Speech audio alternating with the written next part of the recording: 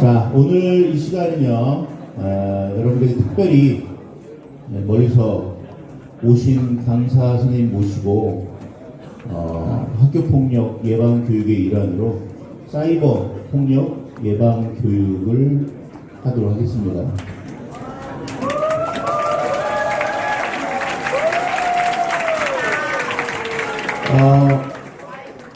나는 몇 차례 여러분들도 지겹게 봤잖아요. 그래서 내가 직접 진행하지 않고요, 멀리서 오신 강사님을 소개해드리겠습니다. 법무부 소속으로 법교육 전문 강사로 활동하고 계시고요. 또 대한민국 교육연구소의 소장님으로 계신 오늘의 강사 선생님을 모시겠습니다. 큰 박수로 맞이해주시죠. 김창환 강사님입니다.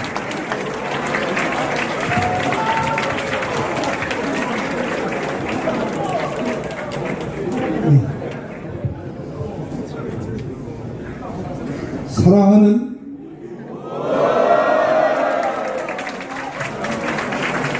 동일고등학교 씩씩한 여러분, 오늘 만나뵈서 참 반갑습니다.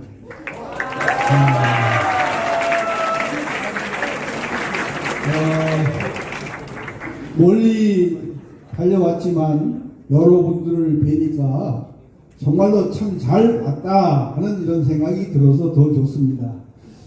이제 제가 주어진 시간은 3시 30분인데 한 3, 4분 지냈고, 우리 고등학교는 50분 수업이니까 3시 반에서 4시 20분? 그럼 50분이 되죠. 그런데 여러분들 잘 듣는 태도가 좋을 것 같아서 한 5분이나 10분 정도 일찍 끝날지도 모르잖아요. 자세가 따라서. 예. 그리고 잘하는 분들은 또 상품도 줄지 몰라요. 한 몇 분 골라서. 재미가 있든 없든 간에 여러분들이 요새 사이버 세계에 상당히 심취해 있고, 또 그것이 주류를 이루고 대세력인데, 부작용으로 이렇게 사이버 폭력이 많이 일어나니까 예방 교육을 법무부에서는 그 심각성을 알고서 저희가 여기 이 자리에 오게 된 것입니다. 이 법무부에서 출장으로 법교육 강연을 하는데 이것뿐만 아니라 아동학대 예방교육이라든지 학교폭력이라든지 아까 부장선생님이 말씀하셨죠. 그렇게 하는데 제가 말씀 듣기로는 여러분들이 고등학생인데, 저도 오면서 차에서 고속도로에 생각했어요. 나도 고등학교 때 2학년 때까지는 그냥 학교에서 시험 본다 그러면 공부한 거거든. 대학 공부. 그러고서 기초가 없이 그냥 학교 공부만 이렇게 필기해서 딸딸딸딸 외워서. 그런데 성적이 학급에서 한 6등 나왔어요.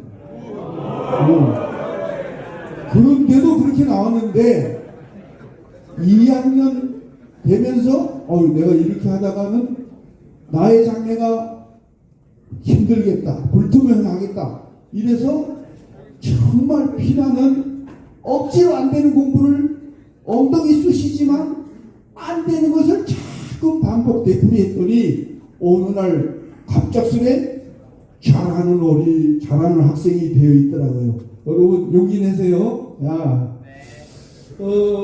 선생님은 명함을 여러분에게 한 장씩 나눠 주지 못하지만 대한민국 교육연구소 소장을 또 하고 있어요.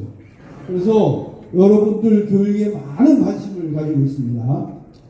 오늘 3가지 주제 목차를 보면 여러분은 이 사이버 공간에서 어떻게 지내시나요? 두 번째, 사이버 공간 속 고민 상담합니다. 지금. 그리고 사이버 폭력을 여러분들이 만약에 맞닥뜨리면 어떻게 대처하겠는가? 이거에 대해서 여러분과 함께 연구해 보고자 합니다. 여러분은 첫 번째, 이 공간에서, 사이버 공간에서 어떻게 지내나요?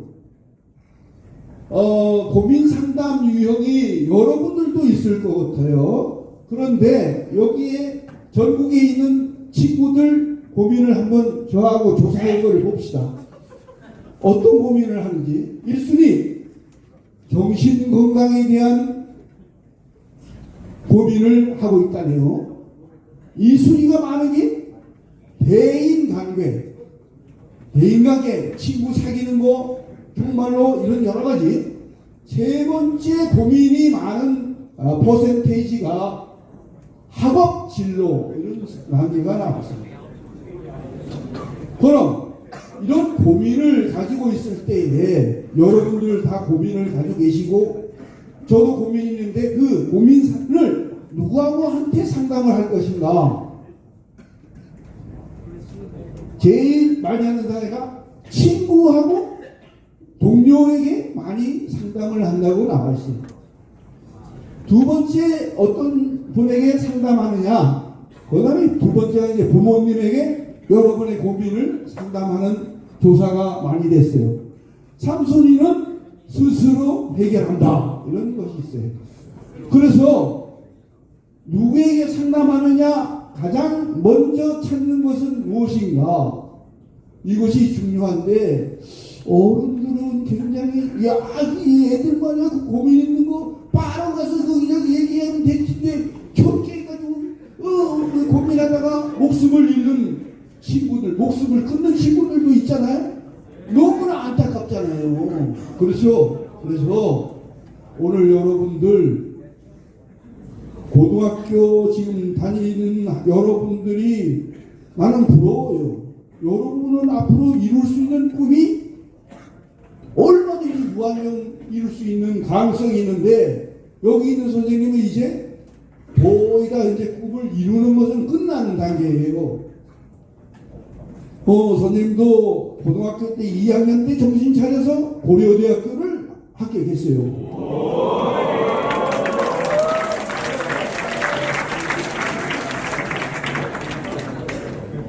아빠를 뒤이어서 우리 큰딸이 서울대학교에 합격했어요.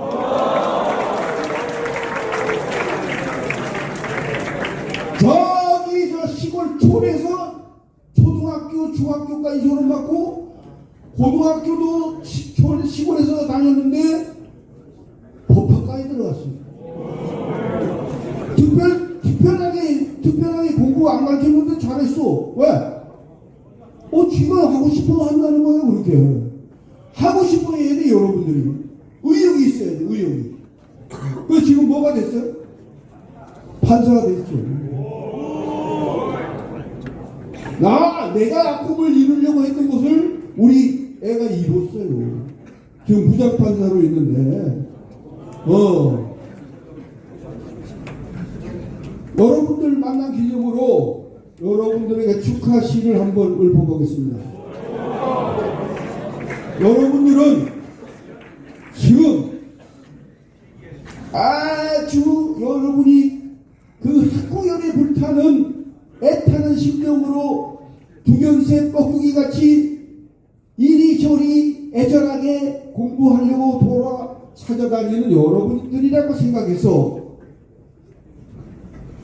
고려시대의 고려가요 정과정곡을 한번 제가 축하시로 낭독드리고 이어가겠습니다.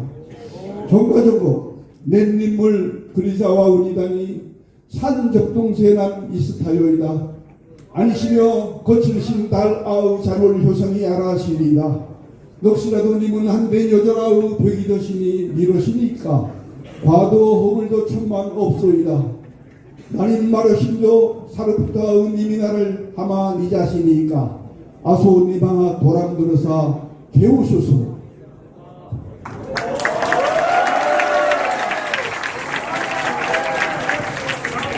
그런데 여러분들한테 자랑하려고 어젯밤에 밤새도록 외운 게 아니라 여러분 말 그 고등학교 2학년 2학년 때 수없이 그 고문을 외웠더니 지금 40~50년이 지난 지금도 장기 기억 속에 딱 그 폴더 안에 들어있듯이 내 속에 들어있는 거예요.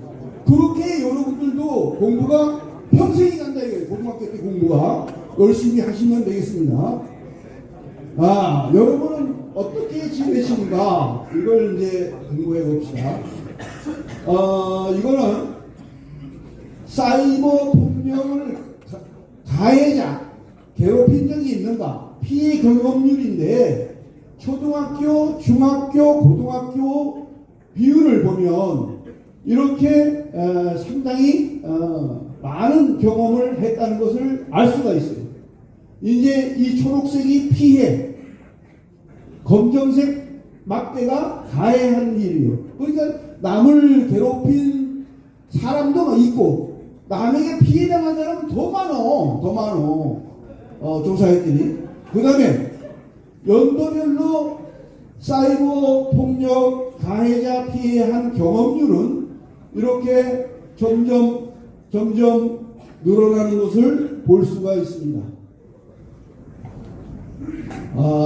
사이버 폭력은 인터넷이나 디지털 기기를 사용하여 다른 사람을 괴롭히고 피해를 가하는 행위로 사이버 명예훼손, 사이버 모욕, 사이버 갈취, 사이버 따돌림, 사이버 스토킹, 사이버 성폭력 등의 유형이 있습니다.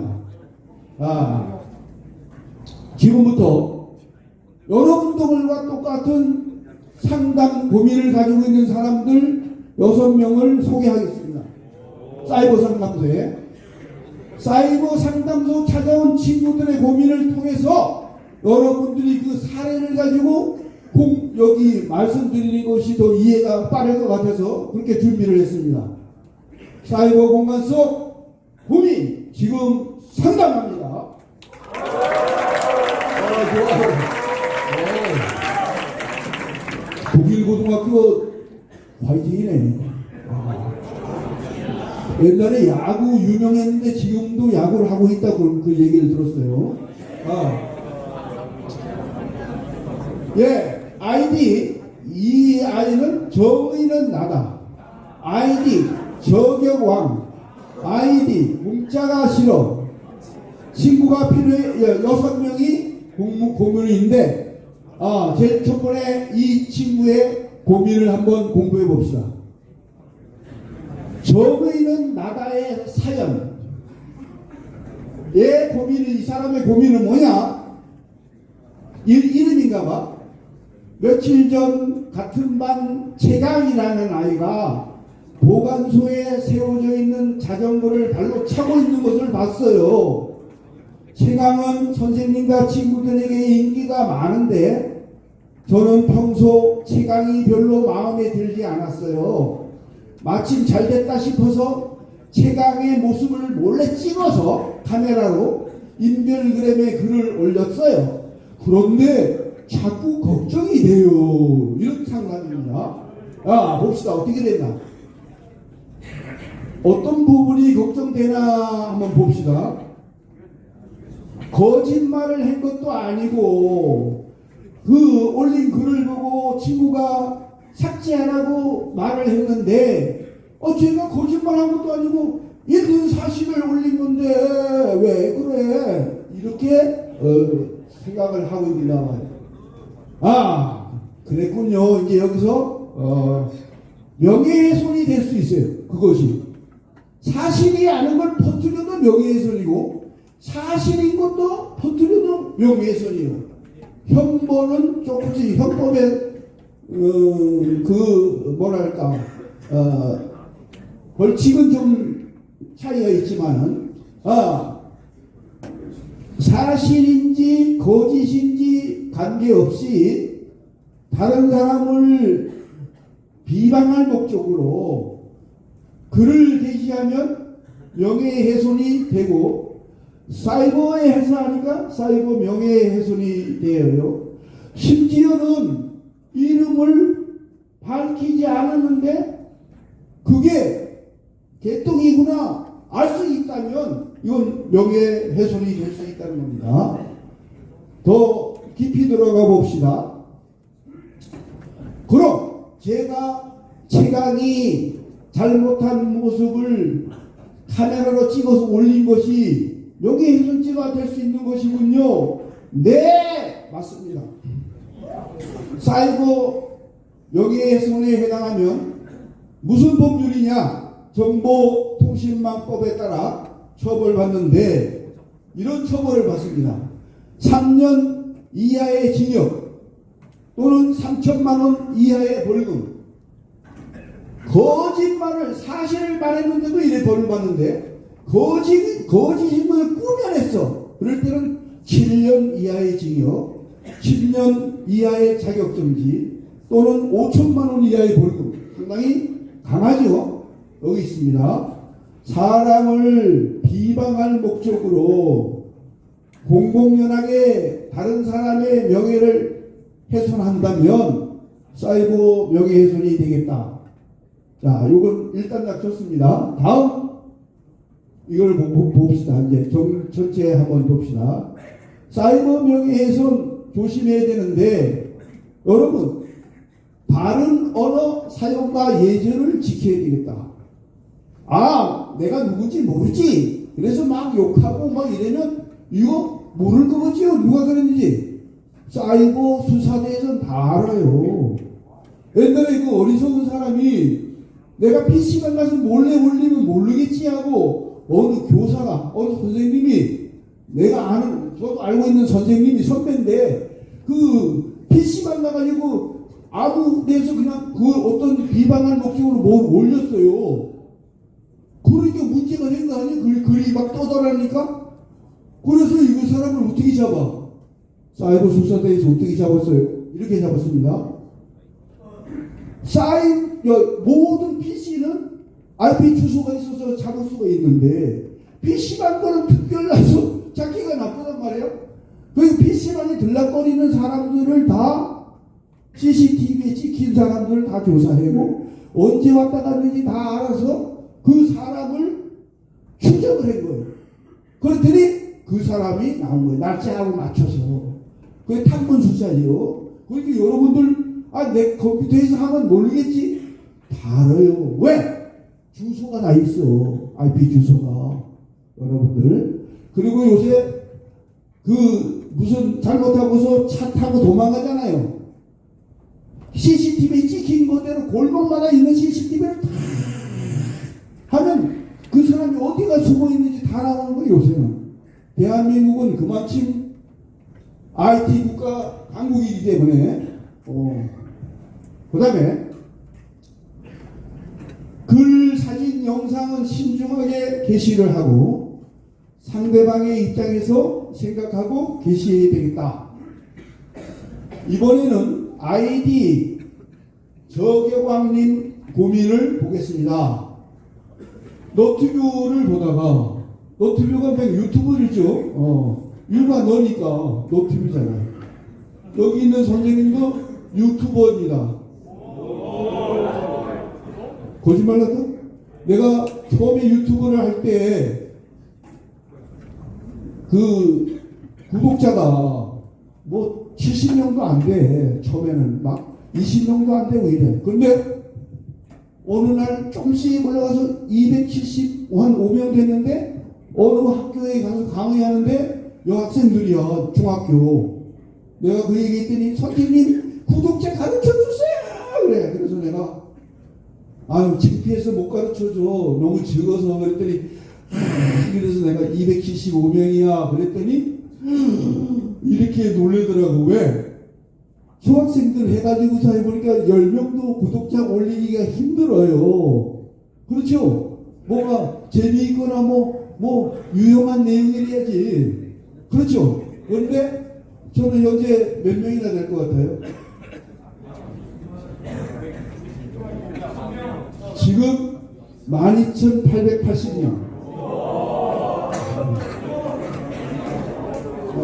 그 다음에 그래서 노트뷰를 보다가 음악 프로에서 1위를 한 영상을 봤는데 처음 보는 그룹인데 1위를 했다는 게 의아해서 듣보자 얼굴로 가수된 그룹이라고 악플을 다는 거예요. 악플을. 그런데 그 팬들이 막 그 댓글을 지우라고, 그러니까 나도 표현의 자유가 있는데 왜 지워? 막 이렇게 뻗대는가 봐요. 야, 어떻게 됐을까?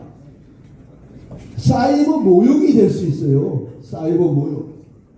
그럼 사이버 명예훼손과 다른 건가? 다른 거예요? 한번 봅시다. 사이버 명예훼손은 아까 배웠듯이 거짓이든 진실이든 구체적인 사실을 쓰는 것이지만, 사이버 모욕은 객관적으로 증명할 수 없는 내용의 악플을 쓰거나 욕설, 조롱, 사람을 깔보고 비하, 경멸하는 것을 말한다. 제가 심한 욕을 한 것도 아닌데 문제가 될까요? 걱정이 돼서 상담하는 겁니다. 제가. 그래서 죄가 됩니다. 그렇습니다.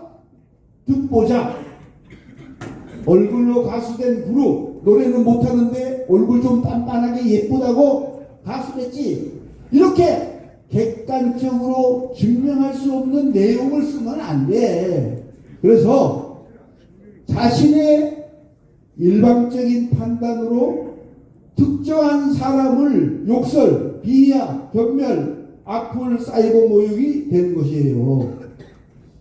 그래서 여러분들은 사진, 영상 또 이런 것을 악플을 주의해야 된다. 그럼 사이버 모욕이란 인터넷상에서 상대방에 대하여 욕설, 조롱, 악평 하는 것이고, 어떤 처벌을 받느냐? 공연히 사람을 모욕한 경우 형법 제311조에 1년 이하의 징역이나 금고 또는 200만 원 이하의 벌금을 받게 되겠습니다. 다음에 사이버 모욕, 여기에서 이제 전체 정리를 하겠습니다. 사이버 공간에서 다른 언어 예절을 지켜야 돼 있고, 상대를 존중하고, 사이버 공간에서 장난이라도 욕설, 비속어, 오해할 수 있는 표현 사용 금지, 모욕적인 비방은 절대 하지 않습니다. 다른 사람의 사진, 영상을 함부로 사이버 공간에 게시하지 않습니다. 다음 사연 상담자가 뭐냐? 공짜가 싫어하는 아이디 사연입니다. 무슨 고민으로 오셨을까요? 전 게임하는 걸 좋아하는데 아이템 부자예요. 곧 잘하기 때문에 게임을. 근데 같은 반 아이 하나가 아이템 선물해달라고 자꾸 그래요. 안 된다고 했는데 너 게임머니 안 보내면 제가 게임하는 사진을 부모님에게 보내겠대요. 안 주면 학교에 가서 때리고 게임팀에서도 강퇴시키고 너무 힘드네요. 이런 사연이야. 아이템과 게임머니 선물을 강요받고 있군요. 이런 것을 뺏으면 사이버 갈취에 해당할 수 있어요. 사이버 갈취. 그럼 사이버 갈취에 대해서 공부를 해보겠습니다. 사이버 갈취. 갈취라고요? 근데 친구가 자꾸 선물은 네가 했잖아 라고 하면서 자기가 빼앗아간 것은 아니라고 해요. 저는 주기 싫은데. 그래서 이렇게 다른 사람에게 협박으로 이렇게 강제로 선물을 뺏으려고 그러면, 겁을 주면 형법상 공갈죄에 해당되는 처벌을 받습니다. 그럼 공갈죄는 얼마나 처벌을 받느냐? 공갈을 했을 경우에 10년 이하의 징역 또는 2천만 원 이하 벌금. 공갈을 했는데 강요를 했대. 이번에 5년 이하의 징역, 3천만 원 이하 벌금. 협박만 해도 3년 이하 징역 500만 원 이하 벌금. 문제는 그 증거가 있어야 되겠죠. 증거.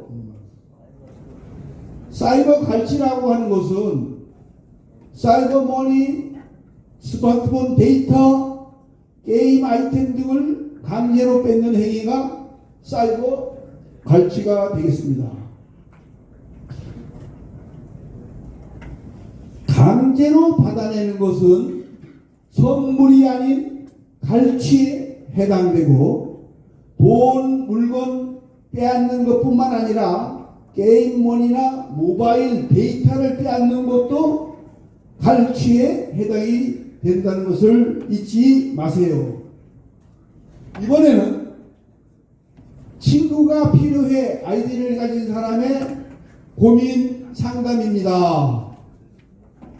우리 반 전체 톡방이 있는데 언제부턴가 제가 글을 쓰면 아무도 리액션을 안 해요. 그냥 완전히 투명인간 취급을 한다는 얘기요. 답글을 달아주지도 않고 이모티콘을 보내지도 않고 점 하나로도 남기지 않아요. 그렇다고 저한테 욕을 하는 것도 아니고 그냥 참아야겠죠. 이렇게 고민 상담을 해놓았어요. 아, 이게 무슨 벌을 받나 보자. 사이버 공간에서 톡방에서 같이 다수의 친구가 한 명을 상대로 지속적 반복적 심리적 공격을 하는 것도 사이버 폭력이 될 수 있습니다. 심리적 공격으로 사이버 폭력이 될 수 있다는 것이에요. 이제 이것도 처벌을 받습니다. 봅시다. 맞습니다. 한 명을 상대로 단체가 욕을 하거나 단톡방에 남겨두고 나머지 전원이 톡방을 나가는 해에 따돌리는 거지요. 사이버 공간에서 상대방을 투명 인간처럼 대우하는 행위 등은 다같이 사이버 따돌림. 88점. 사이버 따돌림. 98점. 사이버 따돌림. 99점. 근데 99점 이렇게 29점 발음을 잘 들어야 돼요. 이번에 사이버 따돌림은 처벌받을 수 있는데 어떤 처벌을 받느냐?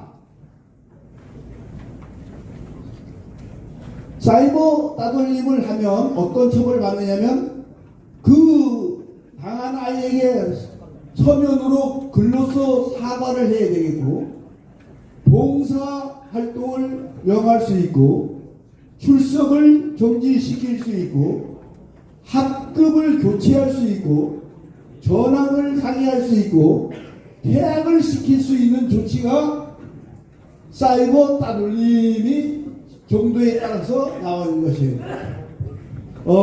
사이버 따돌림이라고 하는 것은 상대방이 고통을 느끼도록 하는 모든 행위가 여러분 해당이 되겠습니다. 그러면 사이버 따돌림 여기 금방 공부를 했었는데, 공갈, 강요, 5년 이하의 징역, 또 사이버 따돌림, 집단 따돌림은 절대 하지 않는다. 한 명만 남기고 단톡방을 나가거나 아무런 대답도 하지 않는 행동은 하지 않아야 되겠고, 공갈, 강요, 5년 이하의 징역 잘 여러분들 보시기 바랍니다. 이번에는 인별제기 아이디를 가진 친구의 고민입니다. 무슨 고민을 가지고 오셨나? 저는 인별그램을 자주 하는데 6개월 전부터 호기심 왕이라는 아이디가 친한 척 하면서 제 글에 댓글을 달고 다이렉트 메시지 DM을 계속 보내요. 차단해도 계속 비슷한 아이디로 댓글을 다는데 저를 지켜보고 있는 것 같아서 무서워요. 이런 상담입니다. 야, 무슨 처벌을 받는가? 상대가 내가 원하지 않는데도 문자, 사진, 영상을 지속적으로 보내서 공포감이나 불안감을 주는 것은 사이버 스토킹에 해당이 됩니다. 그래서 소기심왕의 아이디를 차단하고 보지 않았는데 사이버 스토킹이 될 수 있다고요? 네, 맞습니다. 사이버 스토킹이 맞습니다. 이런 얘기예요. 그래서 여러분들은 차단해서 스팸 보관함에 저장돼서 안 봤다고 하더라도 메시지를 보낸 것만으로도 사이버 스토킹이 될 수 있습니다. 만약 상대방이 음란한 사진이나 동영상을 보냈다면 사이버 성폭력에 해당할 수 있다는 것입니다.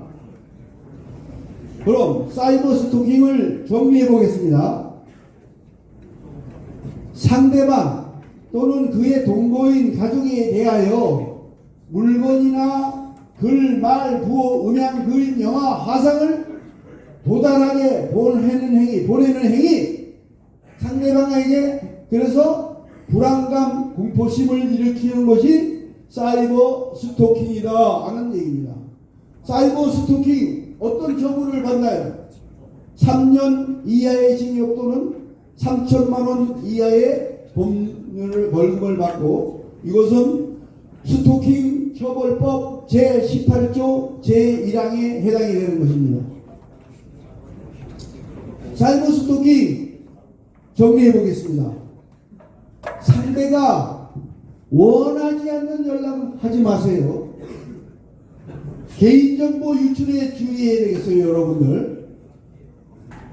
SNS 활동할 때 개인정보는 게시하지 마세요. 개인정보를 유추, 짐작할 수 있는 글이나 사진도 게시하지 않도록. 그런데 보면 어떤 사람은 막 자기 가족들을 막 다 올려 사진을. 그거 안 됐죠. 자기 가족 사진 막 올리면 나중에 그 범죄의 타겟이 될 수 있잖아요. 그렇죠? 또 사진에 또 이제 자랑질 하려고 사이버상에 자꾸 막 나는 뭐 상장 탔어. 근데 상장도 막 이렇게 보이는 사람도 있더라고. 상장 보면 거기 이름도 나고 거기에 뭐 무슨 번호도 다 있는데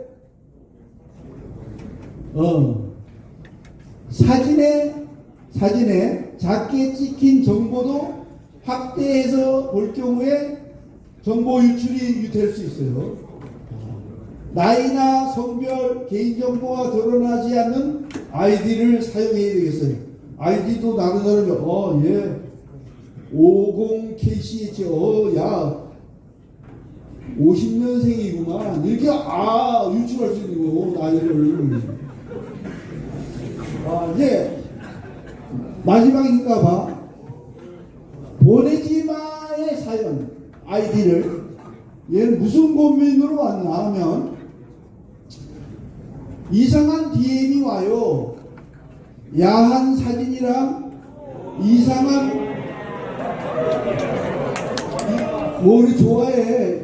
이상한 메시지도 보내고 차단했는데도 자꾸 보내는 거예요. 왜 있는지 모르겠어요. 인간의 본능은 뭐 2대 본능이라 그러면, 2가지 본능이라 그러면 인간의 식욕하고 성욕이랍니다. 저 배웠을 때. 그런데 식욕은 뭐 먹고 싶어도 알맞게 건강하게 건강식품을 먹어야 되고, 그 성욕도 처리를 그 체육적으로 여러분 발산하는 것이 좋은 거예요. 체육적으로. 공부를 심하게 하면 집에 가서 떨어져 자는데 가끔 에너지가 남아 돌아가니 자꾸 성욕이 생각난다. 이럴 때는 여러분들이 슬기롭게 그것을 해결할 수 있어야 되겠다. 그런데 이렇게 사이버상에서 잘못해서는 안 되겠다. 원하지 않는 사진, 동영상 보내는 거 사이버 성폭력입니다. 성차별적인 욕설, 성적 불쾌감, 수치심을 주는 말, 사진, 영상 등을 채팅창에 올리거나 인터넷에 게시하는 거, 야한 사진의 얼굴을 합성하는 거, 이거 모두 사이버 성폭력 해당이 됐습니다.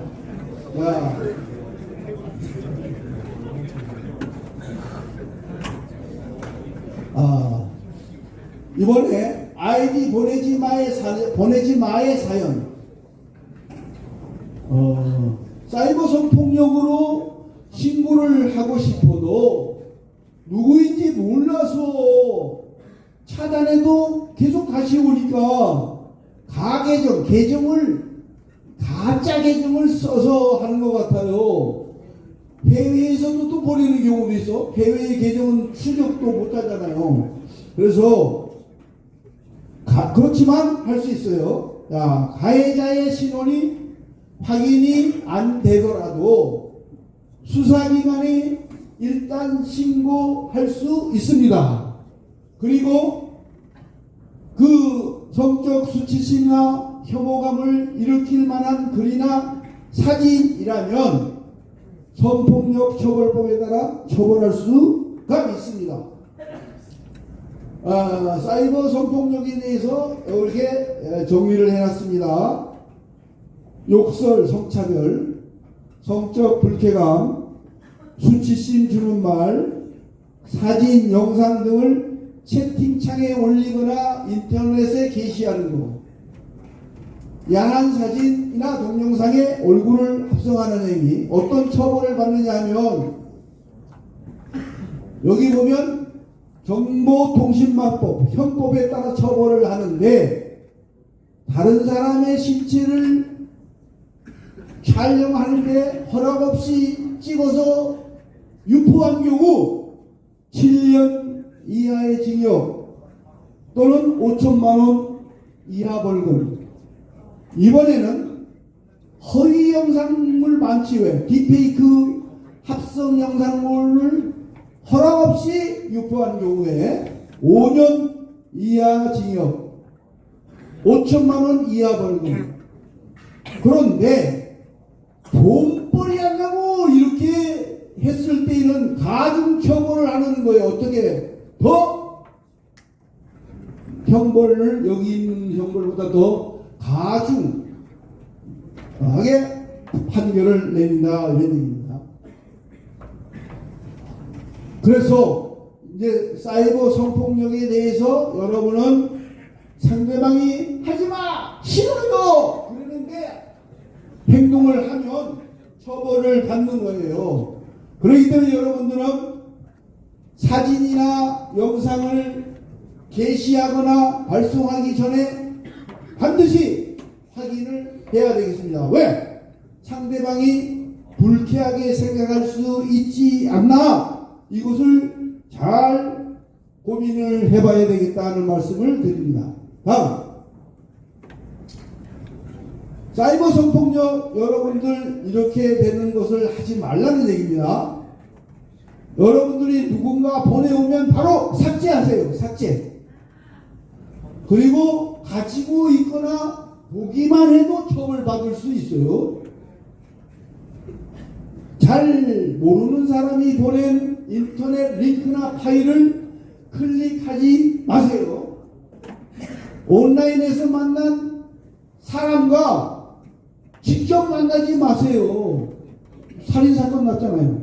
게임하다가 야 얼굴 한번 보자 해가지고 오프라인에서 만났는데 이세동반 이거 나한테 너 게임하면서 나한테 욕하고만 그러지, 헐거지고서 찔러서 사건이 나서 기사 나온 걸 여러분들 본 적이 있을 거예요. 절대 만나지 마세요. 저도 그 SNS 중에 페이스북을 이렇게 하고 있을 때 보니까 어떤 사람이 만나재요. 밥을 사주겠대요. 겁이 나. 만들지 말라 그러는데 자꾸 막 집 앞까지 왔어. 그래서 아이고 나는 이제 살만치 살았으니까 얼굴 누군가 찾아온 사람이 설마 죽이겠어 하고 나가봤더니 어이구 인상이 저도 나쁘지만 그 사람은 더 흉악하게 생겼더라고. 그래서 얼른 볼 일 얘기 몇 마디 하고 바쁘다 그러면서 헤어졌어요. 절대 만나지는 안 되겠습니다. 개인정보 물어보거나 만남을 요구하면 거절하고 부모님에게 선생님께 알려야 되겠다. 그런 말씀을 드립니다. 자, 지금까지 여러분들이 6명의 그 학생들의 사연을, 고민 사례를, 상담 사례를 가지고 공부를 길게 해봤어요. 이제는 사이버 상담소에 여러분들 최근 살인 예고 글로 인해 외출하기가 두렵다는 사연도 많았고, 또 대통령을 뭐 죽이겠다든지 누구를 죽이겠다든지 막 이런 예고글을 올리면 형법에 의해서 협박죄, 공무집행 방해죄, 살인예비죄 등으로 처벌받을 수 있는 거예요. 재미로, 장난으로 이렇게 했다가 모르겠지? 다 알아내요. 사이버 수사대에서. 보다 살인 예고 행위를 더 강력하게 처벌하기 위해서 국회에서 새로운 법 개정을 만들기로 했다는 이런 얘기도 있습니다. 나왔습니다. 살인 예고 글 장난 아닌 범죄입니다. 실제 19살짜리가 했던 하나의 사례를 보겠습니다. 경찰에다가 살인 예고글 게시한 사람이 19살인데 트머머네 칼 꺼내서 죽여버릴 거거든. 이렇게 경찰한테 막 겁을 준 거야. 이러면 특수 협박죄, 살인 예비죄로 구속을 시키고, 또 이런 사례가 있어. 놀이동산 살인 예고글 게시자 19살짜리인데 나도 놀이동산에서 일가족 대상으로 칼부림 하려 한다 이거 게시했는데 구속되었습니다. 용산 살인 예고글 게시자 이런 사람 협박죄로 구속이 되었습니다. 사이버 폭력을 이제 대처하는 방법인데 여러분들이 너무 공부를 잘해서 그런지 시간이 4시 15분이 됐어요. 약속한 시간은 20분까지인데 요거 간단하게 하고서 얼른 끝나겠습니다. 자, 여러분 마지막 분발해 주십시오. 사이버 폭력 이렇게 대처할 수 있어요. 대처 방법 알아봅시다. 개인정보 노출된 게시글은 삭제를 합니다. 개인정보 노출된 계정은 다른 범죄에 악용될 수 있으니까 계정을 탈퇴합니다. 2차 피해를 막기 위해 개인정보가 노출된 휴대전화 번호는 변경하는 것이 좋습니다. 이제 삭제 요청을 하라는 걸 말씀을 드립니다. 서비스 관리자나 운영자에게 삭제 요청을 하세요. 사이버 폭력 피해 시에 증거 확보를 위한 화면을 저장한 후에 해당 사진이나 영상의 삭제를 요청하고 반드시 저장 캡처 등을 통해 증거를 확보한 후에 보내든지 지워야 되는데 어떤 사람은 그냥 겁이 난다고 얼른 지우니까 나중에 수사에 들어가가지고 했는데 증거가 없으니까 처벌을 못하는 거예요. 증거를 꼭 캡처를 해서 놔둬야 되겠죠. 화면을 캡처하거나 저장해 두고 또 전화로 오면 녹음하여 증거도 남기고 여러분들이 할 수 있는 것에서 단톡방에서 괴롭힘 당한 경우 증거 확보를 위해 방을 나가면 안 돼요. 방을 나가지 않는 것이 여러분들이 유리한 거예요. 끝까지 이것을 처벌받게 하려면 신고해야 되는데 부모님과 선생님께 경찰서, 사이버 테러 대응센터, 교내 전담기구 학교폭력, 청소년 사이버 상담센터의 도움을 받을 수가 있습니다. 다시 정리했습니다. 경찰서 111, 학교폭력 신고 117, 청소년 사이버 상담센터 1388, 여성긴급전화 1366, 푸른나무재단 1588-9128 이렇게 됐습니다. 감사합니다까지 나왔어요. 저는 이제 고등학교 다닐 때 공부를 열심히 해야지 이러고서 집에서 열심히 공부하고 학교에 갔는데 애들이 툭 떠오르는 걸 보면 말은 안 하지만 나보다 더 공부를 많이 하고 온 것 같아서 내가 어제 그만 너무 고단해서 잠이 뚝 떨어져서 공부 못하고 갔을 때는 굉장히 속상한 적도 있었어요. 그런데 이제 이 학교에서 마약 예방 교육도 또 제가 다니고 있는데 그 잠 쫓으려고 마약 비슷한 그 수면제나 무슨 뭐 잠 안 오는 약 이런 걸 먹고 살 빼려고 여자들은 또 먹고 이러는 거예요. 그 마약 계통이라는 것이 나와 있었어요.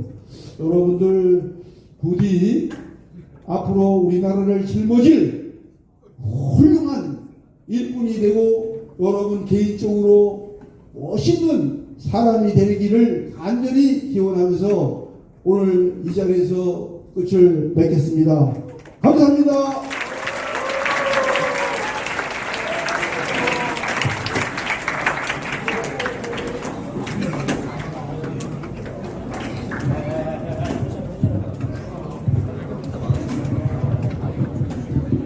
자, 박수 한 번 더 칠까요? 박수를 받고도 안 일어나네. 오늘 얘기 들었던 거, 중요한 거, 잊지 말아야 될 거 잘 선별해서 학교 생활에 도움을